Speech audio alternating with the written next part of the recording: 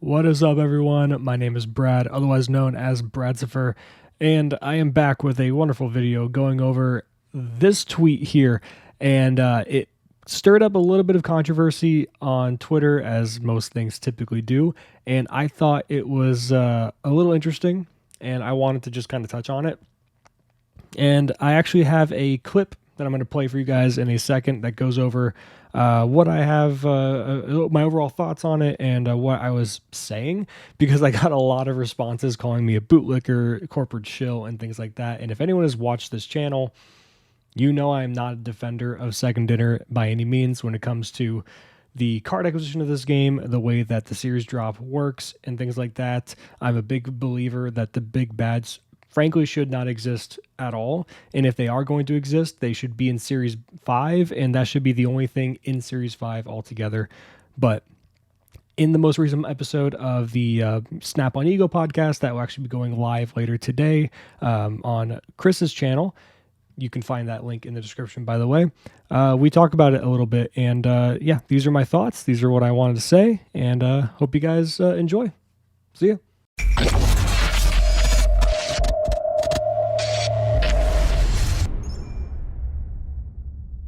Because there's been a reaction from the community, or even maybe explain what you've seen from the community about this and all that. Yeah, so I made a tweet about this, like a little thread thing, which I actually kind of want to address a couple of the responses that I got to it, because I think they're relevant. And I'm not trying to call anyone out by this, both in what my thread is as well as like who replied to me. Because I think context from every side of it, matters. I said, I understand being critical of games that you love. It's perfectly natural and justified. I'm going to repeat that again, just so people can hear what I fucking opened this line with yet again. Yeah. I understand being critical of games that you love. It is perfectly natural and justified. Okay, now that we're all on the same page.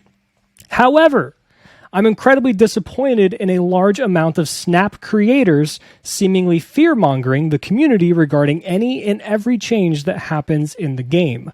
Flexible series drops are apparently a part of a bigger change coming soon. This is what Second Dinner has told us, as well as the community in general. And as someone with eyes on the inside more so than the average player, Chris is in on this with me in this regard, I can say that there is a lot of cool and exciting things happening in the game, which makes my fellow content creators that have the same insight I do, as well as Chris, feeding into scare tactics for more clicks is extremely disappointing.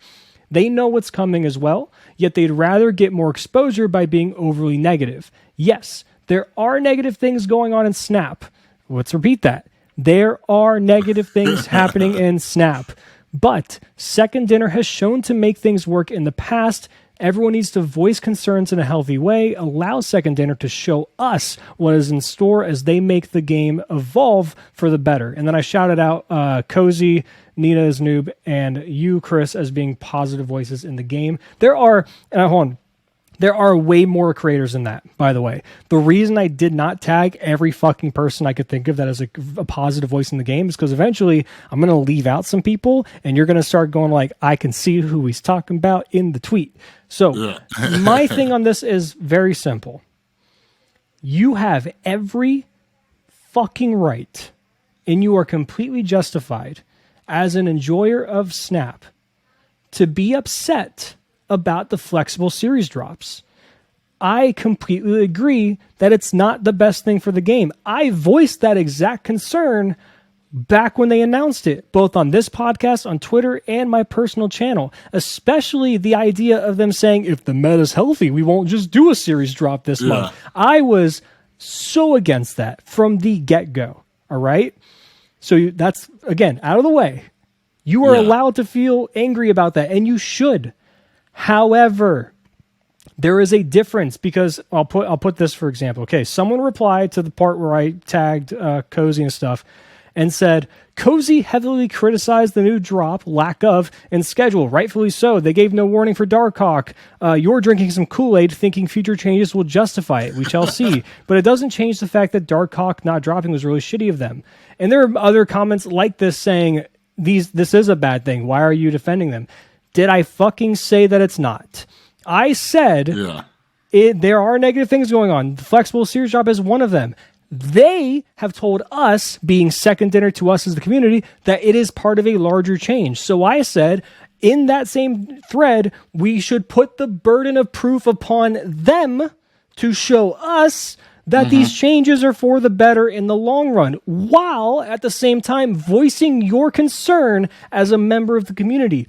That does not mean, however, what I've been seeing from several content creators using special and very precise language that is correlating to fear-mongering tactics and scare tactics to the community to rile up and get more of a reaction and fuel the anger and frustration that already exists to a more heightened state for higher interaction levels. That is what is going on for most of these creators. Cozy pointing out, and many of the creators like him, pointing out the negative aspect of the flexible series drop and being critical of it is not the same thing as using fear-mongering tactics to rile up your community and drive more engagement. Those are fucking entirely different things. Different. Okay?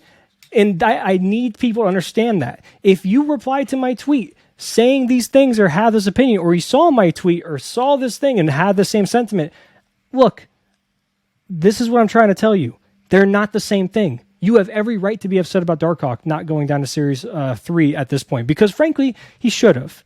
And yes, there's the argument that everyone has tokens at this point. You can just fucking buy the Darkhawk. But then that goes back into the problem that Second Dinner has also created this problem for themselves because of the big bads. It is entirely the fault of the introduction of big bads. And I'll say why, and then I'll give it to you, because I know I've been talking for a little bit. By having the having the big bads introduced in Marvel Snap and making tokens, they're getting better with this. But initially, and for the most part, tokens being a fairly scarce item and a very high monetized item in terms of what the dollar amount per token kind of is when you look at bundles, things like that, and what the norm is, what the median or the mean is of these things, right? So by introducing these two things and saying X cards, which are there 4 of them now, will always be Series 5. People sometimes say they call it Series 6 because they're always stuck at 6,000 tokens. There'll always be 6,000 tokens, which means, economically speaking, most people accept that that is the only and best usage and investment of your tokens at that price level. At 6,000 tokens, that is the price level you should be spending on big bads because they won't depreciate in value. Meanwhile, people will look at cards like Jeff, Darkhawk. You can even be looking at things like Stegron and Howard for like cards that like either they or even Null. Cards that are higher up in the power scale, right? Or even kind of like, just above average, like a Jeff or a Stegron. And they go, it's not worth me to get the 6,000, or even maybe it is worth it, right, to get Darkhawk at 6,000 when he was, for example, right? They're like, I'd rather wait and hold on to my tokens because now there's 2 things that's the issue.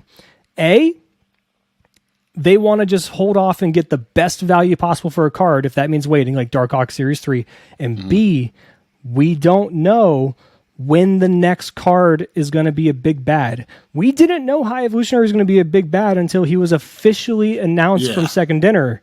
People kept asking, leading up to like the leak and stuff like that of the card, and like people kept asking, like, "Hey, is this gonna be a big bad? Is this gonna be a big bad?" And people were speculating he would be. And then a day or two before he was supposed to come out, they're like, "He's a big bad," and it's like, you didn't know that. And if they wait so long to tell you that X card come out will be a big bad, like for example, Gore the God Butcher, maybe won't be a big bad because he's not as prevalent of a character because he was only in that one movie and then fucking died. Spoiler, if you haven't seen the goddamn Thor movie at this point in time in year 2023, our fucking Lord.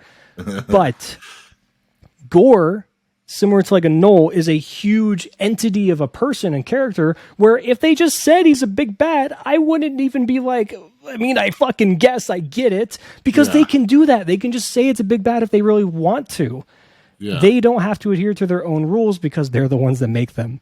So that it makes this awful tug of balance in terms of what people do with their tokens. And frankly, the entire token system, the shop system, the card acquisition system in general, I think needs an entire overhaul.